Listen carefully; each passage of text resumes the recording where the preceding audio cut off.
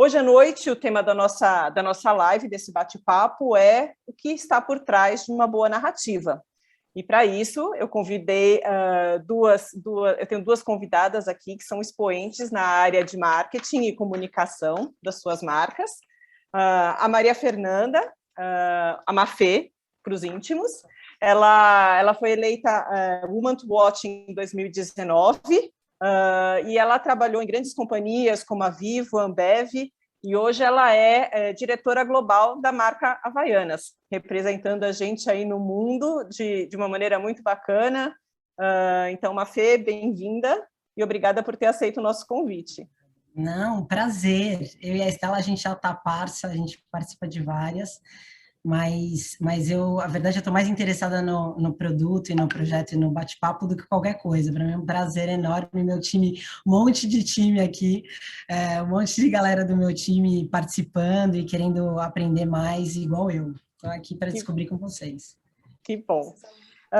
A Estela é a nossa outra convidada. A Estela, ela é hoje CMO e sócia da Livap, mas ela teve uma vertente executiva e uma vertente empresária, empreendedora, né? Então, ela empreendeu, é cofundadora da Explore, aprendizagem criativa, e como executiva, ela passou muitos anos, aqui a gente não fala de quanto tempo, afinal, né? Indelicado com as nossas convidadas, mas ela tem uma larga experiência, trabalhou por muitos anos na Ambev, e também ela foi a CMO da 99, então ela está nesse mundo de tecnologia, que está reinventando a forma de trabalhar diferentes mercados. É uma pessoa que tem uma grande paixão por propósitos, então a gente vai também contar com a presença da Estela.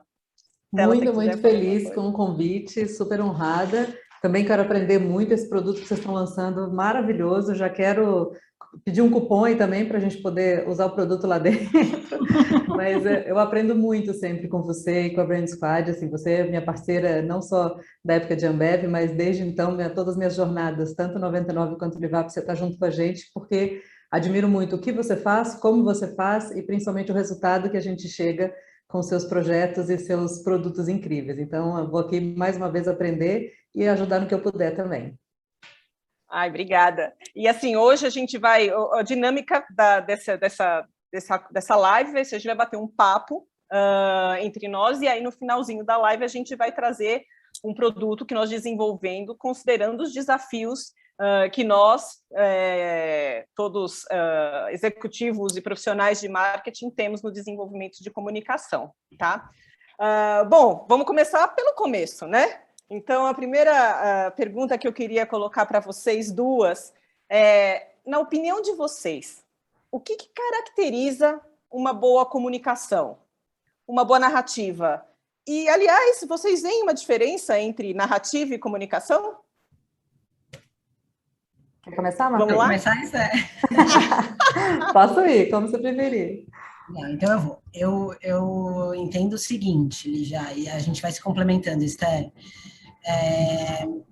Para mim o princípio de uma boa comunicação parte eu vejo dois pilares, né? O primeiro pilar tem a ver com relevância, né? Então, falar o que as pessoas querem ouvir, né? Assim, fazer parte da pauta atual, né? Então, e não só do que você quer falar, mas é um cruzamento junto com o seu posicionamento, né? De marca, o que a marca é, no que ela acredita, né? Então, é um cruzamento entre esse lugar. E por outro lado, eu acho que tem uma força muito grande de inconsistência, né? Assim, garantir que cada etapa, né, cada ponto de contato, cada touch point, cada lugar que a marca esteja, ela entregue a mesma mensagem ou entregue para a mesma, né, para a mesma direção, numa mesma unidade. Não sei se você concorda, Esther. Concordo super. Vou até então, já que você trouxe o contexto mais para a marca, eu vou falar talvez de comunicação e de narrativa de um âmbito mais aberto até de comunicação entre pessoas mesmo. Acho que, assim, sem dúvida nenhuma, comunicação é um dos grandes desafios da humanidade, né? E por incrível que pareça, assim, me surpreendeu muito quando eu vi esse dado, assim, alguns estudos mostram que 93% da comunicação, do que você comunica, não sai da sua boca necessariamente, não sai das suas palavras, né? Vem pelo tom, vem pelas mensagens não verbais. E é muita coisa a pensar que a gente foca tanto nas palavras, no que vai falar, e o como, e até o não verbal tem um impacto tão grande. E eu acho que uma chave muito grande que eu acho que caracteriza uma boa comunicação é estruturar mesmo o pensamento. Então, seja a comunicação da marca, seja a comunicação entre pessoas, núcleos diferentes, acho que estruturar o pensamento para ter clareza é muito chave, como a Mafê disse também. E é como se fosse quase uma edição de um filme, né? Dependendo de como você edita, tudo pode mudar. Então, essa edição, essa estruturação é muito importante. E outro dia me chamaram para falar sobre como estruturar bem uma comunicação, e eu acho que tem a ver com 3 coisas principais. Assim, uma é você entender o contexto, né? Que é um pouco do que a Mafê falou, até do que as pessoas vêm falando, o que é relevante para elas. Então, o que é o contexto? É quem é esse interlocutor, com quem que a gente está falando, o que o preocupa, o que o desafia, o que ele espera, o que ele busca. Então, sabendo o que é importante para quem vai te ouvir, é super relevante para conseguir entender quais são as informações vitais para dar esse contexto, né? A mensagem, então, qual que é o problema, a tensão a ser resolvida e qual que é a oportunidade que a gente quer abraçar. Então, seja o que a gente quer que ele saia pensando, sabendo, sentindo, né? Então, qual é a mensagem que a gente quer passar? E o resultado, né? O que você espera como resposta dessa comunicação? O que você vai conseguir gerar? O que é o próximo passo disso? Então, se você consegue estruturar a sua mensagem, a sua comunicação, a sua narrativa com contexto, mensagem e resultado, e fazendo isso, pensando que tudo que você fala, o tom que você fala e a forma que você fala, né, usando essas 3 esferas da comunicação, a comunicação vai ser muito melhor e muito mais eficiente. Então, acho que o que caracteriza essa... Sabe que eu concordo bastante, mas eu vejo uma diferença entre narrativa e comunicação de alguma forma, assim, como pensamento, eu acho que o posicionamento é o que a marca é, né, a essência, a comunicação de uma forma ou de outra é o que ela vai falar, mas eu vejo a narrativa muito a forma que ela vai falar, o como ela vai falar. Quase que a narrativa compõe a comunicação, né? Traz os elementos, todos os ingredientes fundamentais da comunicação, né? Mas já num plano muito mais de expressão, assim, né? No como mesmo, como a marca vai se expressar. Da mesma forma que uma marca tem pontos, né, de expressão visual, por exemplo, um leque de elementos visuais, né, para a qual ela sempre se volta, né, para garantir conexão, brand link, que as pessoas entendam, eu entendo um pouco a narrativa como esse tipo de elementos que podem compor a comunicação. Não sei se é exatamente isso que a Lígia...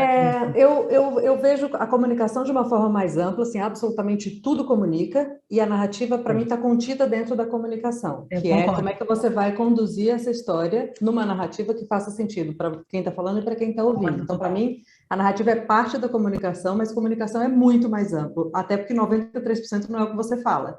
Então, acho que é um pouco disso que eu vejo. É isso mesmo, igual eu. Muito legal, muito legal. E assim, é uma das grandes disciplinas dentro do marketing, uma das grandes ferramentas, das grandes alavancas para a gente influenciar comportamento e atitude, né? Mas é também das mais desafiadoras, né? Das que exige mais trabalho e suor para chegar onde a gente quer chegar.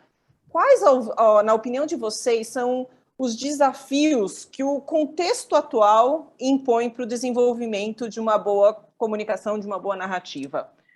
Né, o mundo que a gente está vivendo, a realidade dos nossos consumidores, quais são os desafios que vocês enfrentam no dia a dia de vocês para desenvolver comunicação relevante e impactante na marca que vocês estão construindo? Agora é vocês, tá? Beleza. Bom, eu acho que a Mafê já falou um pouco, né, que é como é que a gente ganha relevância e é eficiente quando tem tanto conteúdo, né? Tudo hoje é conteúdo e as pessoas têm milhões de formas de serem impactadas por muitas coisas. Então, relevância e eficiência nesse contexto tão conturbado, né, num mundo volume de informação, né? Um volume de informações tão grande, então ser relevante e eficiente é muito difícil e é um desafio realmente muito grande, né? Para ser relevante, acho que tem a ver com o que as pessoas de fato estão falando, têm se mobilizado, o que mobiliza de fato as pessoas, a sociedade. Temos uma pessoa ilustre aqui presente que faz isso brilhantemente, que é o Ariel, do Burger King, junto com o time dele. Como a gente quer ser conhecido, né? Então essa narrativa tem que ter a ver com essa clareza de posicionamento e de mensagem, E o Simon Sinek fala uma coisa que eu acho muito legal. Ele fala que só tem duas formas de influenciar o comportamento das pessoas. Ou você pode manipular ou inspirar.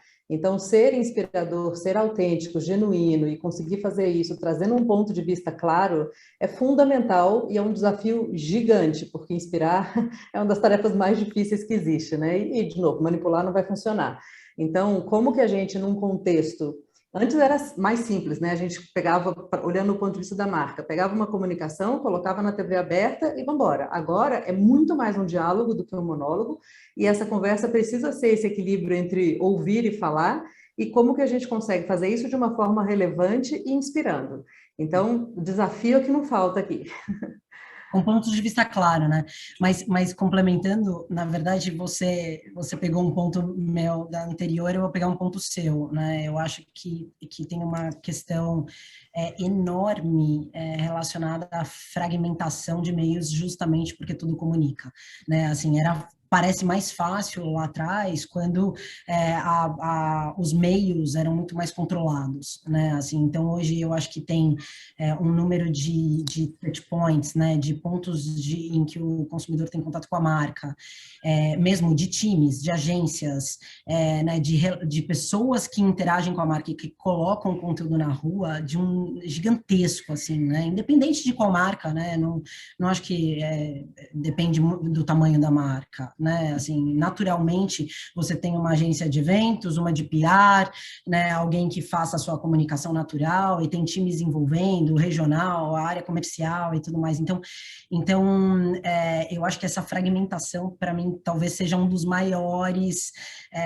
uma das formas mais difíceis né? Um dos maiores desafios que a gente tem hoje na arte de comunicar, né? De fazer com que todas essas se encontrem para ter um mesmo output. A fragmentação ela abre possibilidades e oportunidades de você fazer uma comunicação mais direcionada, mais personalizada, mas ao mesmo tempo, em termos de complexidade da tarefa, ela amplia, cresce exponencialmente, né? Total. Mas pensa assim, até como as pessoas, assim, o que a gente vê de grandes tendências, né? Uma delas é a personalização. Essa fragmentação é a única forma da gente fazer isso. Então, vamos olhar o copo cheio e entender a fragmentação como um desafio, sim, mas uma possibilidade de você conseguir levar a mensagem de um jeito muito mais relevante para quem vai receber do outro lado. E a gente que lute, né, para fazer isso acontecer. Não, é isso. Mas eu acho que tem em mente o desafio, ajuda a entender o papel do meio para o que você vai comunicar, né? Acho que tem também uma outra que é a fake news, né? A Esté também falou sobre a questão de grande parte do que é comunicado, exato, grande parte do que é comunicado não foi você que falou, né? Então, portanto, às vezes a história não vai completa, né? Assim, é um e a falta de confiança, né, que as pessoas têm também por isso, né? O contexto é de uma falta de confiança generalizada. Como é que você conquista essa confiança, né? Concordo total. Não, são desafios todos, né, para quem está comunicando, talvez para marcas corporativas, às vezes quando entra mais propósito, né, e ter o que está por trás de fato, né, como a empresa, a corporação se compõe, mas eu acho que a fake news, isso tudo também atrapalha o meio de campo, embola o meio de campo. Muito. E como lidar com um consumidor que ele está mais versado, ele está mais cético, ele está mais desconfiado, né, em relação à informação que chega até ele. O que é importante para que a sua narrativa tenha credibilidade, né, nesse mundo de overload de informação? Não é só chamar a atenção, né, não é só ser percebido. Como gerar esse link de credibilidade para você conseguir transmitir as mensagens de uma maneira para os consumidores. O que vocês diriam a esse respeito? Vou começar aqui, Mafê, eu falo um, você fala um, para a gente complementando. Acho que primeiro, verdade. Assim, não existe, já não deveria ter existido nunca, né? Mas a gente sabe que hoje o consumidor está absolutamente conectado em tudo, e se tem alguma coisa que não parte da verdade, ou que é muito mais um talk do que um walk, claramente isso no segundo 2, isso vai ser pego e vai ser deflagrado. Então, essa construção de confiança através de verdade e de interesse genuíno em conhecer a pessoa que está do outro lado e querer gerar valor para ela, mostrando o seu valor, acho que essa transparência, verdade, é o primeiro passo, assim, condição sine qua non para conseguir construir confiança.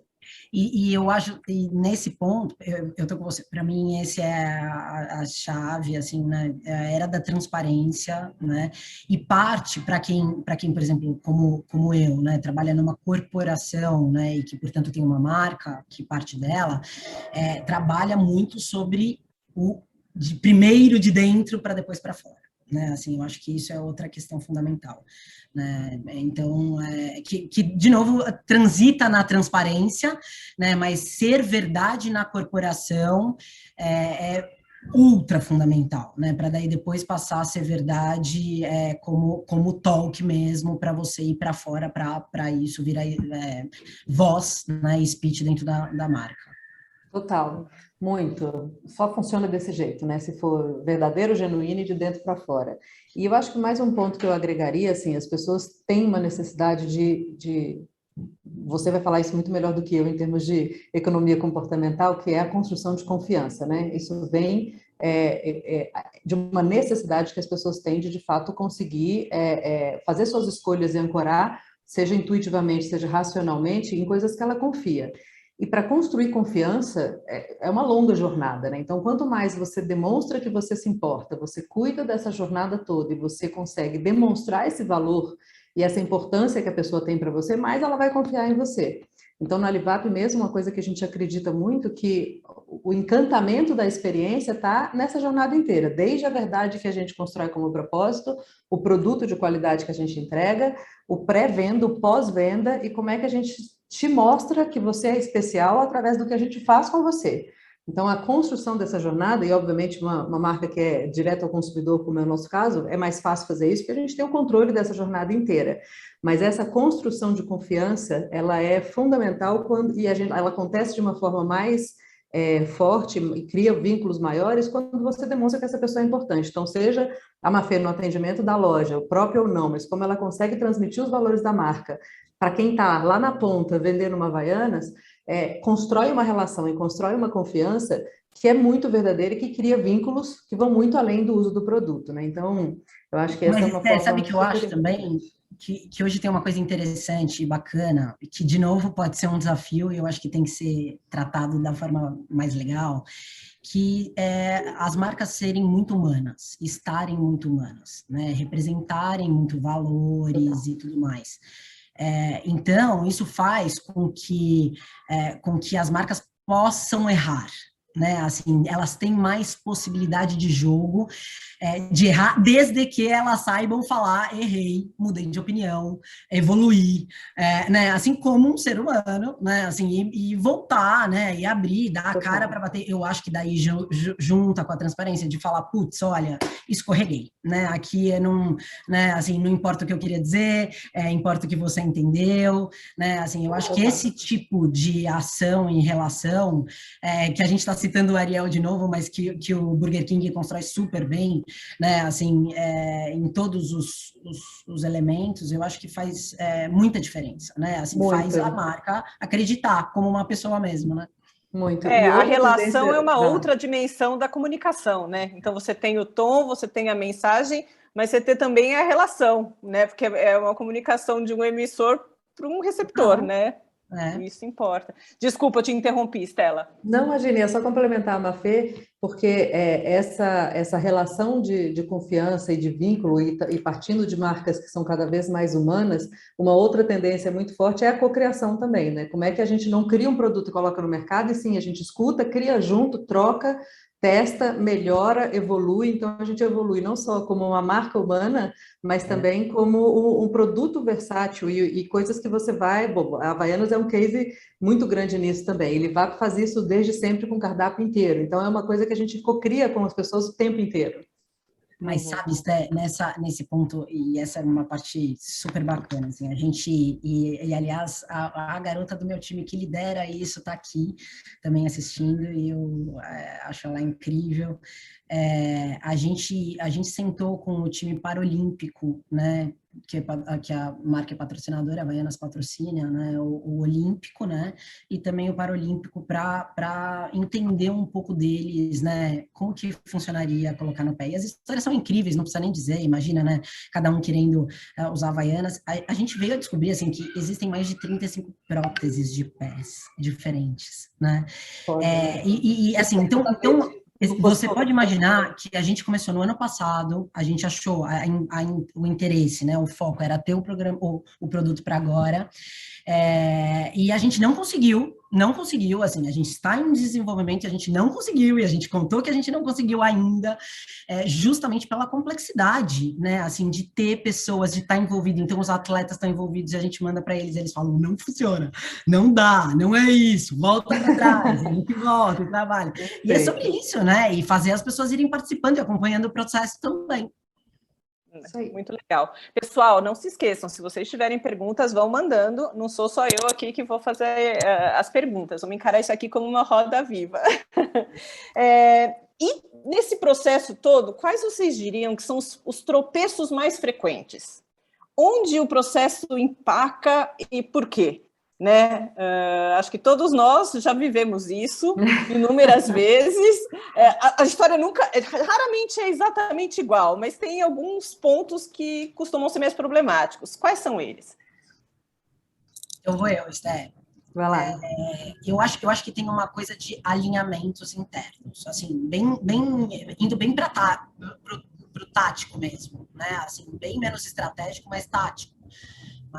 Mas tem uma coisa de alinhamentos internos, né, que vai acabando fazendo o processo, né, no final a comunicação também interna é importante, né, assim, de onde vem esse princípio do que a gente quer comunicar até chegar, né, quanto mais times envolvidos no meio, quanto mais história que tem que ir alinhando, mais difícil a gente vê lá no final que alguém consegue cuspir um briefing, né, fácil, e conciso, né, e sharp. Então, eu acho que esse é um dos super pontos, assim, qual é a mensagem clara, né? Então, por exemplo, eu vira e mexe, eu tenho questões com campanhas de varejo, por exemplo, né? Essas são sempre um ponto, porque naturalmente, do ponto de vista de marca, né, em geral, você tende a tirar o varejo, né? Você tende a pôr o propósito acima, e daí quando bate na galera, né, que tem que vender,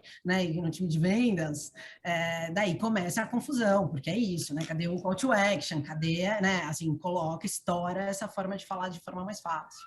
Não, muito bom. Concordo totalmente, e já que você foi para o lado mais tático, eu vou para o mais estratégico, então. Eu acho que o primeiro ponto é ter a estratégia clara. Se falta estratégia clara, o tropeço é certeiro.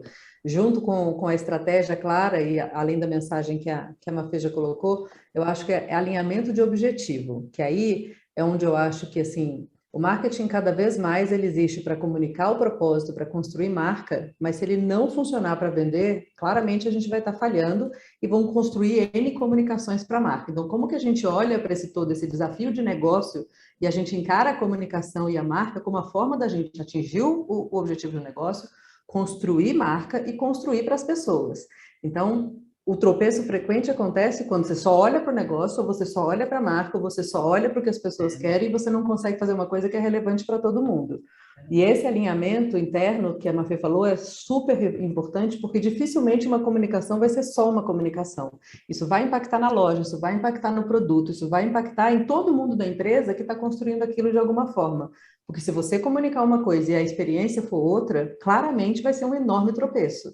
Então, o que a gente vem, por exemplo, fazendo hoje na Livap é conseguir fazer esse trabalho através de grupos multifuncionais, onde sempre tem uma pessoa de operações, sempre tem uma pessoa de experiência do consumidor, sempre tem uma pessoa de marca, sempre tem uma pessoa de portfólio, de logística, porque, de novo, nada funciona se no final das contas, tudo que você vender, tudo que você falar, tudo que você comunicar, não acontecer na ponta.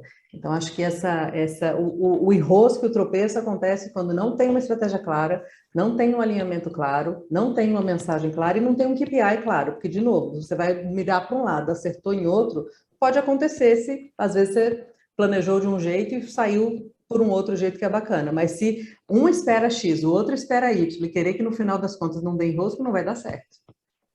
Vou aproveitar aqui o gancho da Estela. Vocês falaram do Ariel e ele mandou uma pergunta para vocês. Boa. Não, e é sobre KPI. E é sobre KPI, tá? Eu vou complementar a pergunta dele. A pergunta dele é para vocês, qual é o KPI de sucesso na construção de marcas? E eu colocaria, qual é o KPI de sucesso também para medir a efetividade de comunicação? Quais KPIs vocês usam para esses dois objetivos? E depois a gente vai se entender com o Ariel, é isso? Mais ou menos. Exato, depois... ele... Mas, tá. Começo? Bom, como KPI de marca, nós somos uma empresa jovem, né? A Livap tem 5 anos. E claramente o nosso desafio hoje é awareness, é conhecimento. Então, eu vou fazer a minha primeira onda de medir de fato a pirâmide de marca agora. Por quê? Foi uma escolha super consciente. Se eu sei que meu desafio é awareness e eu tenho um budget absolutamente limitado, por que eu vou investir dinheiro em pesquisa se eu já sei qual é o meu objetivo e meu padrão de ação não vai mudar? Então, a gente definiu investir tudo que a gente tinha e, acreditem, é um desafio budget. Quem fala, o Ariel fala não, mas o Ariel fala que tem um desafio de budget. Eu falo, amado, você não sabe o que é desafio de budget. Então, a gente escolheu não ter ainda as medidas porque a gente realmente queria pegar todo o nosso investimento e focar em coisas que, de fato, iam mover o ponteiro. E o que a gente mede, então, como resultado de tudo que a gente faz? Tem um lado que a gente sempre fala, que quanto mais a Livap cresce, mais impacto a gente gera. Então, a gente mede tanto índices de, obviamente, vendas, então, primeiro, buscas branded, que é o que impacta muito no crescimento orgânico, tráfego, conversão, porque a gente consegue entender se a gente está sendo relevante para as pessoas. Do lado interno, a gente mede desde satisfação do produto, então, NPS, nota dos produtos, compra, recompra, porque a gente consegue entender se o produto é bom e se ele está gerando recompra, estamos no caminho certo. Se a pessoa comprou a primeira vez e não recomprou, tem algum problema com o produto, eu vou lá e refino ele. Então, tem todos os indicadores de dentro de casa que a gente entende do ponto de vista de produto, se a nossa proposta de valor está fazendo sentido. E todo o lado de impacto, né? Quantas famílias a gente trabalha de agricultura familiar, quantas toneladas de orgânico a gente compra, quando a gente está conseguindo transformar isso e minimizando o desperdício, que hoje na Livap é 2% versus 30% da indústria tradicional, e como que a gente consegue medir tudo isso através da satisfação do cliente, que é o que mais importa no final, que é o NPS. Então, eu não diria que tem um KPI, mas tem um conjunto de KPIs que a gente entende se a nossa proposta de valor está sendo relevante e está sendo promissor em relação ao futuro. Porque, de novo, nada adianta uma grande aquisição de clientes se não tem uma recompra e uma frequência boa. Então, esse conjunto é o que a gente olha, e agora eu vou ter minha primeira onda de brand equity, então eu vou conseguir entender atributos. Gente, que saudade de ver como é que a sua marca está em atributos da pirâmide, quanto por cento das pessoas nos conhecem. Enfim, em breve eu trago essas métricas. Eu tenho pontos parecidos, Lígia e Ariel, e eles saberiam muito bem. Eu acho que dependendo do estágio, né, do nível de maturidade de marca, né, para os mercados, isso acontece muito no nosso caso. Eu acho que a gente tem um objetivo específico de comunicação, né? Então assim, para muitos países, o objetivo de Havaianas ainda é awareness, como a Esther, né? Assim, ainda é conhecimento de marca, ainda está lá e tudo mais. Aqui ligado ao fato, ao ponto, como o Ariel faz muito bem no Burger King, de que, obviamente, podem existir comunicação mais tradicional e, portanto, é medido por awareness mesmo, como pode existir né, ações e grandes conteúdos que podem dar o que falar, e daí, portanto, você... ter um trend topics, ou você, né, dá o que falar, ou você está, né, no auge da conversa ali, gera uma grande história para a marca, né? Nem em contrapartida, assim, por exemplo, no Brasil, onde a marca é altamente estabelecida, eu acho que aqui tem um olhar muito mais próximo de estabelecer a essência da marca, né? Aqui ela se propõe, aqui veio e tudo mais, e fazer com que as pessoas entendam isso. É mais difícil nesse caso, né? Eu acredito. Então aqui, por exemplo, você pergunta qual é o KPI de comunicação, a mensagem tem que estar absolutamente clara, né? Assim, os touch points, cada novo tijolo tem que, de fato, construir um para o outro, né? Para ser uma historinha que vai sendo contada e composta, né?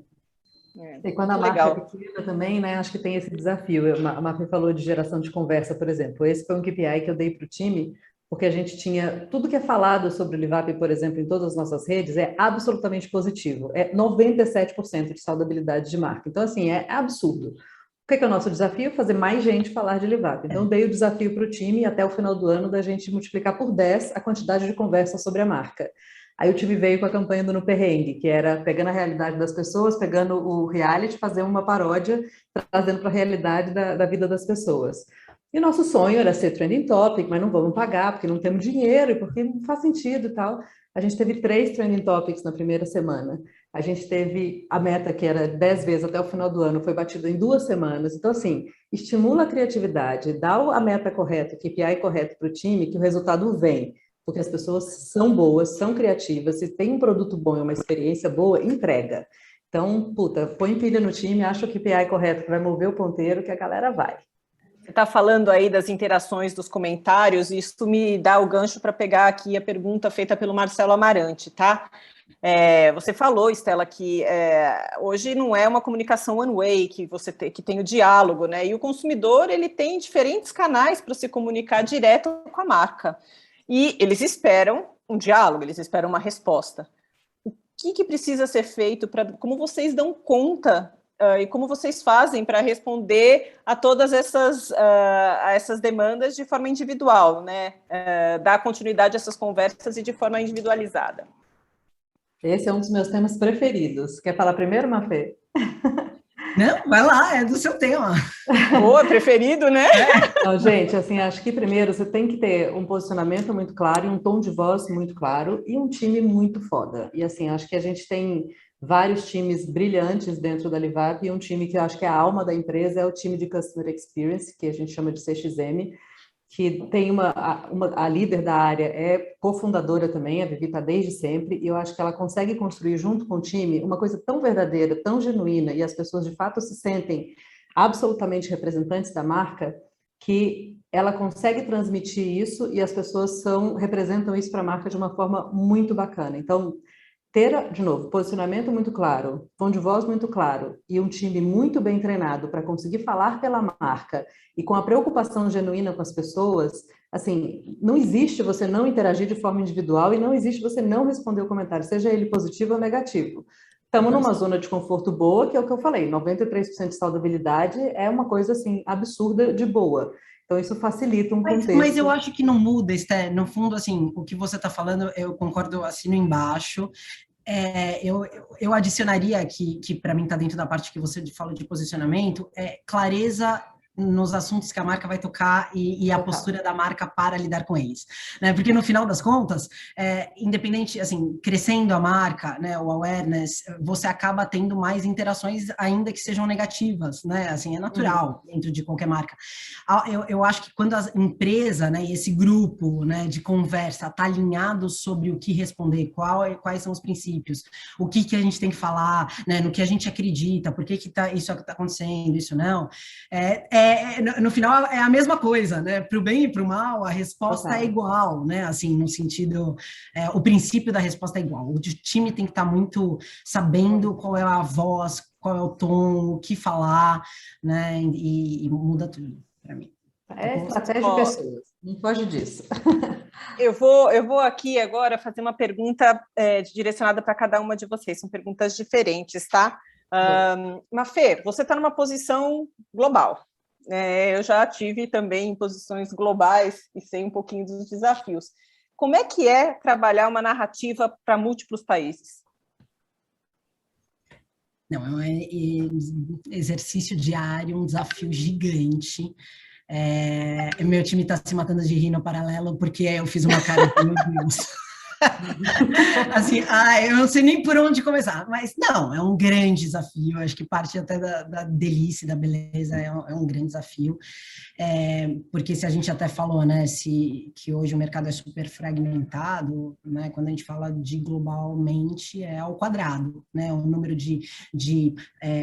no nosso caso a gente tem distribuição direta, a gente tem distribuidor, né, então assim, vai se abrindo um número de pessoas em contato com a marca, né, de mais agências, de mais, né, e daí a agência de PR, daí é o time de marketing, daí é o time de vendas, daí é o distribuidor, e daí é cada país, cada região, que é gigantesco, né, assim, um segundo ponto para mim de complexidade é o nível de maturidade do mercado, volta, né, para aquele lugar onde cada país está, né, em que momento da marca está. Então tem países que a marca está chegando, está se apresentando, né, então ela precisa ainda ser a mesma marca no mundo inteiro, mas ela tem momentos de narrativas e de comunicação e de histórias diferentes, né, e eu acho que aqui o terceiro, talvez para mim um dos mais duros, né, e mais, enfim, desafiadores até para a turma toda, são os códigos verbais e visuais, né, assim, né, porque no final nós todos falamos inglês, né, mas a forma de expressão e a forma de entendimento e tudo mais é muito diferente, né, assim, então quando você fala, né, quando você determina que a Havaianas é uma marca super enérgica, alto astral, é muito diferente a forma que ela é interpretada, que isso é interpretado nos países latinos e nos países alemães, na Alemanha, por exemplo, né, assim, e sem nenhum julgamento de valor, não é sobre isso, né, assim, eu estou falando só de interpretação mesmo, né, a própria leitura do código é muito diferente, né, então, e isso para moda se reflete bastante, e assim vai, então, assim, o desafio é gigante. Mas muito cultural, muito é muito impactante, né? Muito, muito. A diferença cultural faz toda a diferença. Quando eu fui global também, eu sentia muito isso na pele, porque, de novo, não é só a forma que você faz, mas como construir, inclusive, a relação com os países culturalmente tão diferentes, é um desafio e, ao mesmo tempo, encantador, como você disse, né? Que conhecer outras culturas e trabalhar com isso é muito rico. Mas fazer todo mundo entender o princípio, né? Assim, não é simples, nada simples. Né? Verdade. Estela, agora para você tá? A Livap é uma marca jovem, né? Mas ela sempre teve uma narrativa muito clara e consistente. Agora, como é que manter a consistência numa empresa que está experimentando um ritmo de crescimento super intenso e que tem várias iniciativas de inovação em curso? Como garantir que as diferentes peças, as peças de comunicação, né, os diferentes interlocutores, as diferentes interfaces da marca estejam todo convergindo numa mesma narrativa, numa mesma direção? Nossa, é um desafio gigante. Acho que o primeiro desafio, e acho que a gente ainda tem muito disso para frente, porque sem dúvida a Livap é uma marca super consistente, mas ao mesmo tempo tem muita coisa para falar. Então, priorização é o primeiro, e é hoje que está sendo mais difícil a gente conseguir entender de tudo que a gente faz, de tudo que a gente pode falar, o que a gente deveria falar para apresentar, criar vínculo e construir relevância. Então, priorização eu já acho que é o principal desafio. Um outro desafio, eu acho que a gente também tem hoje diferentes áreas criando conteúdo dentro da empresa e, obviamente, muitos interlocutores fora também, que uma das estratégias principais que a gente tem é também com influenciadores, com pessoas que adotaram a marca no dia a dia e que hoje são porta-vozes da marca também. Olhando internamente, a gente hoje ainda é separado na estrutura o time que faz performance do time que faz branding, por exemplo. Então, isso já gera, e a gente tem, obviamente, trabalhado de forma super integrada e criando junto e construindo junto, mas é um desafio porque, de novo, muitas pessoas, muitas áreas criam conteúdo. Então, esse alinhamento tem que partir do posicionamento, tem que partir da narrativa que a gente quer construir, tem que partir da mesma mensagem. Então, é fundamental a gente ter esses momentos onde a Livap, por exemplo, até ano passado era uma marca de congelados, uma empresa que vendia refeições prontas congeladas. A partir de uma experiência que a gente teve com os produtores orgânicos, com um estoque gigante, o estoque é ótimo, né? Com uma plantação gigante feita, os restaurantes e escolas cancelando o pedido, a gente não podia deixar aquela comida inteira ir para o lixo, a gente só tinha congelado. Em 2 semanas a gente deixou de pé uma cesta de orgânico para juntar. Como é que a gente ajuda o produtor? como é que a gente atende os pedidos que a gente tem hoje de pessoas querendo acesso aos ingredientes da Livap, que são muito bons, e faz essa ponte acontecer. É muita mudança em pouco espaço de tempo para a gente lançar um produto novo e, ao mesmo tempo, garantir que isso vai ser consistente em termos de mensagem. Se era comida congelada, agora você tem cesta de orgânicos, e isso mostrou para a gente um caminho tão promissor que agora a gente é o mercado completo para quem quer comer bem, com mais de 1.000, a gente vai chegar no final do ano com mais de 1.000 itens, a gente tinha 150 no cardápio. Então, essas mudanças e essas pivotagens de negócio, como a gente fala, numa startup é tudo muito rápido. Então, se até ano passado o meu foco de mensagem, de posicionamento de marca era um, e agora, como produto, a gente mudou tanto e a gente passa a ter uma solução completa para você fazer a feira da semana ou para você ter a comida pronta, essa mensagem muda muito rápido e a gente precisa acertar toda a estratégia, toda a comunicação para convergir para isso. Então, o nosso grande desafio hoje, eu diria que é conseguir fazer essas mudanças de negócio que fazem, inclusive, a gente dobrar cada ano e, ao mesmo tempo, garantir essa consistência na comunicação com todo mundo indo para a mesma direção. Então, assim, resiliência, mão na massa e cabeça aberta para a gente pensar como fazer isso, mas, assim, gigantesca. Acho que hoje é o nosso maior desafio e como a gente consegue fazer essas mudanças e o time inteiro entender o porquê, construir a mensagem e ter consistência em toda a comunicação da marca. Então, fácil não tá, amigo. Tá uma delícia. Bom, pessoal, eu vou agora fazer uma pausa aqui na nossa conversa, porque eu vou apresentar para vocês um pouquinho, um pouco dessa conversa, é a conversa que a gente tem com os nossos clientes, né? Eu também já tive do lado de lá, eu entendo um pouco dos desafios que vocês enfrentam, e conversando com nossos clientes, a gente vive também, compartilha com eles alguns dos desafios na construção de uma boa narrativa, de uma boa comunicação. E pensando nisso, a gente desenvolveu um novo produto que eu queria compartilhar com vocês. Então, eu vou contar um pouquinho disso para vocês, mas eu queria fazer o desafio. Pensem aí uma pergunta final para a gente fazer para as nossas convidadas, que a gente volta para elas para responder a pergunta, tá bom? Esse produto que a gente tá lançando hoje aqui se chama Guideline de Narrativas, tá? E o que a gente viu aqui com elas, e eu acho que vocês devem se identificar com essa realidade, comunicação, ela funciona para aqueles que trabalham duro para fazer comunicação. Não é uma coisa tão simples e imediata, né? É uma coisa que requer um esforço, um trabalho intencionado, uma direção clara, estratégia, como as meninas colocaram, né? Então, vamos falar um pouquinho disso. O que tem uma boa comunicação? E acho que todos esses pontos saíram aqui de uma forma ou de outra no nosso bate-papo. A relevância para quem ela é direcionada, a questão de ser clara, simples, as pessoas estão nesse overload de informações, então você que requerer muito fosfato dela, muito tempo, muita atenção, dificulta, precisa ser saliente para se destacar, precisa ter consistência, né, de construção ao longo do tempo, e é o que a Estela falou, ela tem que impactar comportamento ou atitude, é isso que está por trás de uma boa comunicação. Num mundo que tem os seus desafios, né, então, assim, é um mundo que está cada vez mais fragmentado, e aí a gente fala de diversas fragmentações, né, fragmentação do público, porque a gente consegue segmentar isso, é bacana, das mídias, das mensagens, dos parceiros emissores, então a gente tem influenciadores, a gente tem diferentes áreas da companhia que já falam sobre a marca, também são emissores de narrativas. A gente tem uma falta de controle sobre as multiplicações, reverberações, né? Nem sempre a nossa narrativa ela é recontada como ela foi intencionada e perde-se pedaços aí no meio, ou é mal interpretada, como a Mafê colocou antes, né? O contexto de overload de informação e o contexto da questão dos fake news e das pessoas estarem desconfiadas, né? Então, tá com o radar, o alerta ali ligado anti-bullshit, né? O consumidor ele está mais esperto nesse sentido, né? E toda narrativa, a gente tem que reconhecer que ela tem pelo menos duas dimensões. Aquela que todo mundo vê, né? Que atinge, que é o que sai para fora, mas tem também, como num iceberg, o que está por baixo disso, né? Que constituiu ela, que são os elementos que entraram, a inteligência que entrou para moldar aquela parte que ela é saliente e que todo mundo vê, né?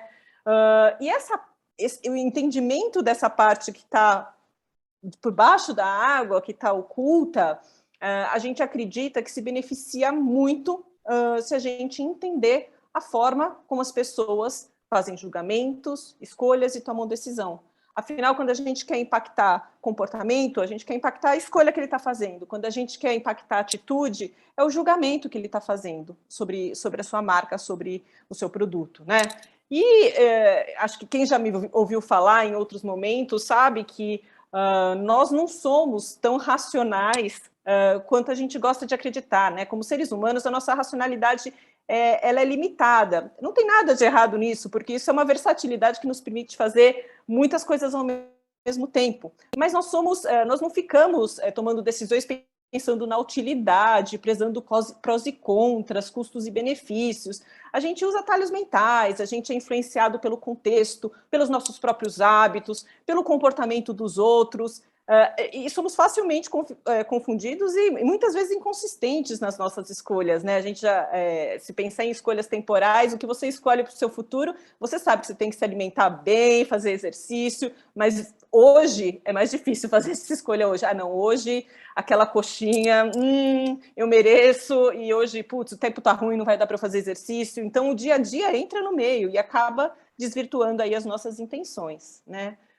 Essa é uma dimensão que está ali de baixo, esse entendimento. E a outra é o poder da linguagem e da produção de sentido, né? Então, é o que que as meninas falaram, a Estela e a Mafê falaram aqui, não é só a mensagem, é o tom, é a relação, e tudo que produz sentido é um discurso, não só as palavras, né? Pense na arte, pense na música, por exemplo, né? Essa frase do Louis Armstrong é linda, o jazz não é um quê, ele é um como, né? E traz um pouco disso.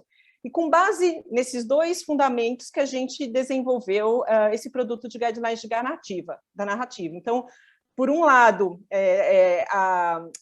todo o expertise que vem da área da análise do discurso, né? Então, entender a questão do coenunciador, que é onde o sentido é produzido, a diferença entre persuadir e convencer, logos, patos e etos, que é a parte da mensagem, do tom e da relação, e da ciência comportamental. Então, a influência das emoções, os vieses cognitivos, a influência das crenças e objetivos, o poder das experiências e rituais, e por assim vai, né?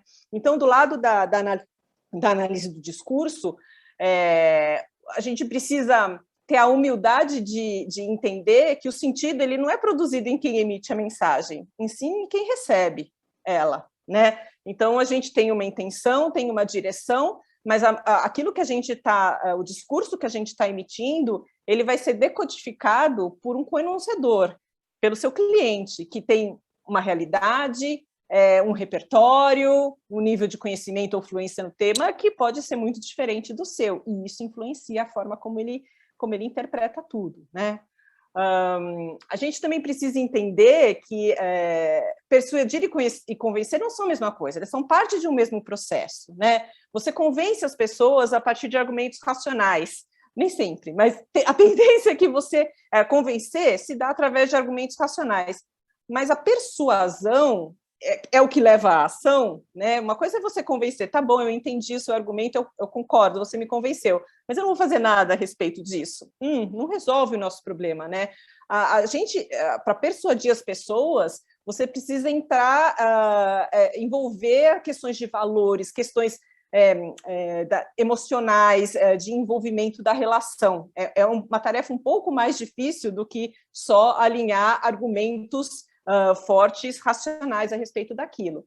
E qualquer discurso, ele tem 3 dimensões que servem para ampliá-lo ou reduzi-lo, né? Aqui a gente está no mindset de um potencializar o outro, né? Que é o logos, a informação que está sendo transmitida, o pathos, que é a relação, e o ethos, que é o tom da comunicação. E se eles estiverem trabalhando em sincronia, o impacto do seu discurso é muito maior, né? Do lado da ciência comportamental, agora, eu acho que tem toda a parte do entendimento das emoções, né? A memória nossa, ela é muito influenciada pelas emoções. Aquilo que nos emociona consolida a memória, né? Então, a gente precisa entender um pouco disso. Os vieses, eles são desvios da racionalidade que influenciam a forma como a gente interpreta as situações e toma decisões. A gente precisa entender como eles funcionam, a quais a gente pode estar sujeito, para traçar narrativas mais eficientes. Toda escolha, ela é produto de duas coisas, né, principais. Elas são influenciadas pelas crenças que o indivíduo possui, e as crenças, elas são a lente a partir do qual a gente vê o mundo, avalia o mundo, as opções, e elas não precisam ser calcadas em fatos e em realidades, né? A gente sabe a crença de não tomar sorvete no inverno para não ficar resfriado, tá ali, não adianta falar o contrário. A gente vê na questão de vacina, tem várias crenças influenciando essa questão. E os objetivos, né? Que os objetivos, eles são os motivadores, aquilo que está por trás das escolhas. Eu gosto de falar que as crenças, elas são a lente e elas, de fato, influenciam a forma como você avalia as suas experiências, mas também as expectativas que são geradas. Então, o melhor exemplo aqui é o do vinho, né? Um vinho que vem numa garrafa de rolha de cortiça, ele é avaliado de maneira melhor e as pessoas estão dispostas a pagar mais por ele do que o mesmo vinho quando ele é servido a partir de uma garrafa com a tampa de rosquear, né? Então, a qualidade, de alguma forma, está associada à rolha de cortiça e isso impacta até a forma como a pessoa experimenta aquela experiência, né? Então, aí, imagina os rituais, o quanto eles são importantes. Acho que a categoria de vinhos é uma que construiu isso de maneira muito, muito forte, né? E os objetivos impactam o comportamento, né? Acho que a gente tem um exemplo aí recente, o Cristiano Ronaldo, ele quer ser o melhor jogador do mundo por muito tempo e ele faz tudo nessa direção, super determinado, e por isso ele bebe água, ele não bebe refrigerante, né? Então você vê isso impactando o comportamento e as escolhas que as pessoas fazem, né? E os objetivos, eles são uma nível hierárquico acima do need. O need dele pode ser matar a sede, pode ser se recompor, ganhar um tempo, mas o objetivo dele enquanto indivíduo e das escolhas, tudo que norteia ele é esse drive dele de ser o melhor do mundo, né? Então, isso é o que está por trás. Mas o que compõe um guideline de narrativa? São 3 elementos principais: o vocabulário, a mensagem e o tom, né? Então, quais palavras utilizar? Porque, de novo, você precisa entender como essas palavras são decodificadas pelo seu coenunciador. O que é melhor você... Quais expressões são melhores, que facilitam a compreensão daquilo que você quer transmitir, que conectam melhor com ele. Qual a mensagem? E a mensagem, ela precisa se conectar com o objetivo dele, né? Então, a gente viu que o objetivo impacta comportamento, sua mensagem tem que conectar com o objetivo dele. E o tom, a forma que você vai trazer isso para ele, que também foi um tópico aqui da nossa conversa, né? Qual a jornada para a construção de um guideline de narrativa? O primeiro passo é entender o negócio, é entender a marca, entender os desafios, entender a concorrência, a ambição, as dores que existem ali. Um segundo momento é entender o seu coenunciador, né? Então, e não um entendimento superficial, um entendimento das camadas subliminares que estão ali, de quais são os objetivos que ele tem, quais são as crenças que influenciam a forma como a escolha é feita numa determinada categoria, qual é a jornada que ele percorre para fazer uma decisão, quais são os influenciadores, barreiras e gatilhos, o vocabulário, como ele entende, tem toda essa parte muito pesada, e aí um trabalho de você pegar tudo que você aprendeu e todo o conhecimento técnico da análise do discurso e da ciência comportamental para traçar um guideline que vai contemplar o tom, a mensagem e o vocabulário. E isso é feito, me entrega para os consumidores, para os clientes, numa reunião de trabalho, porque, afinal, vocês entendem muito do negócio de vocês também, para a gente ajustar e compartilhar, porque tem que o entendimento do que está por trás e do porquê o guideline é o que ele é, facilita na adoção deles posteriormente. E na parte esse é um produto, é um collab entre a Brain Squad e a Kira entra com todo o expertise de pesquisa de mercado, né? Então, para você chegar nesses níveis subliminares ali, quando a gente não quer falar com o racional, a gente não quer ouvir as respostas racionalizadas dos nossos consumidores, a gente precisa usar de técnicas específicas para acessar o sistema automático dele, para acessar o inconsciente dele e fazer interpretações a partir daí. Tem toda uma metodologia de como isso é feito, tá? Para dar um exemplo para vocês aqui de como é que é a cara de um guideline de narrativa, ele não ele é um documento, é um documento tático que vai nortear a comunicação da marca. Ele não é resumir, assim, um documento que é uma página, mas a gente tentou fazer um esforço aqui, se ele fosse em one page, como é que seria o guideline de narrativas do Queen, né, enquanto banda, para não usar nenhuma marca.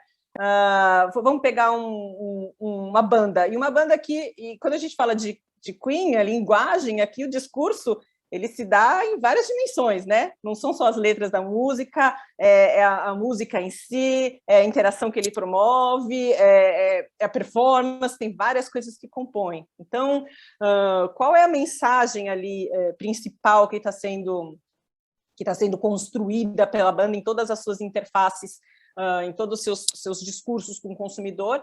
É a questão de uma experiência coletiva, né? We will rock together. Ele quer que você seja parte dessa experiência musical que eles estão propondo, né? E rock no sentido de ser uma coisa de energia positiva, intensa, né? Quando a gente olha no vocabulário, quando a gente olha as palavras em si, mesmo as músicas, elas são superlativas, né? A palavra who wants to live forever, we are the champion of the world, e tudo muito no superlativo, o hiperbólico. Quando a gente olha outra base do vocabulário deles, é a questão da fusão e do experimentalismo. É uma combinação de vários gêneros musicais ali misturados, né? Eles usam os instrumentos de maneiras inéditas e diferentes. Então, assim, não vou tocar guitarra com o dedo, vou tocar guitarra com uma moeda para extrair um som diferente. Eu vou extrair som de elementos que as pessoas não imaginam como instrumentos musicais. Eles criavam instrumentos para extrair esses sons, né? E trabalhavam temas atemporais, né? Que são relacionados a temas humanos e não necessariamente temas contemporâneos daquele momento. O objetivo da linguagem dele é sempre surpreender e engajar, né? E o que ela não pode ter? Ela não pode ser super intelectual, ela não é cerebral, não é introspectiva, não é linear, não é previsível, pelo contrário, e ela é empoderadora e ela quer chamar para ação. Em termos de mensagem, é o que a gente falou, o We Will Rock Together é a melhor forma que a gente conseguiu resumir aí a mensagem deles, mas é fazer com que os fãs, né, os que estão ouvindo a música, se sintam parte de uma experiência musical que eleva os seus espíritos. E ela é uma experiência que é multissensorial, ela é para ser sentida, não é só para ser ouvida, né? Então, eles têm shows memoráveis, vários shows memoráveis, e uma das mágicas deles eram criar composições onde a interação com o público fazia a música ganhar a expressão que ela tinha, né? Então, Radio Gaga com os aplausos, We Will Rock com o som dos pés. Então, assim, eles incorporavam isso intencionalmente no discurso deles para construir o que eles queriam, né? Então, é uma coisa de conexão, de coletividade, é uma criação coletiva ali. Em termos de tom, a gente usa muito os arquétipos para falar de tons, eles são o arquétipo do Maverick, né? Originais, o não conformismo, a independência, a coisa de você não fugir do convencional, tudo recheado de muito drama, né? Tudo é teatral, é performático, as roupas, né? Isso muito incorporado no Freddie Mercury, mas quando você pensa também nos clipes deles, todos entravam na dança em determinado momento, e alegria, né? Muito, muito entusiasmado, é aquela coisa que arrepia de felicidade.